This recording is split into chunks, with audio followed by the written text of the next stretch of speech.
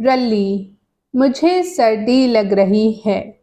चिड़िया का एक बच्चा बोला, मुझे भी सर्दी लग रही है।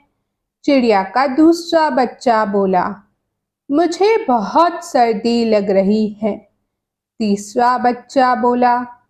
चिड़िया ने बच्चों की बातें सुनी और उनके लिए चादरें बनाने बैठ गईं।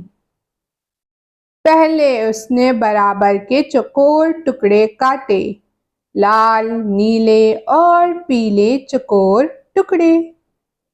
चौकोर टुकड़ों को जोड़कर चादर बनाई। चादर बहुत खूबसूरत थी। पहला बच्चा चादर ओढ़कर आराम से बैठ गया। फिर चिड़िया ने बराबर के तिकोन टुकड़े काटे, सब्ज, नारंगी और जामुनी तिकोन टुकड़े। तिकोन टुकड़ों को जोड़कर चादर बनाई। चादर बहुत नरम थी। दूसरा बच्चा चादर ओढ़कर आराम से सो गया।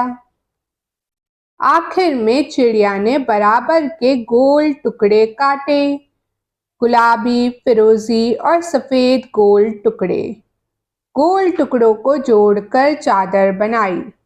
चिड़िया का तीसरा बच्चा चादर ओढ़कर बोला, मुझे तो अब भी सर्दी लग रही है।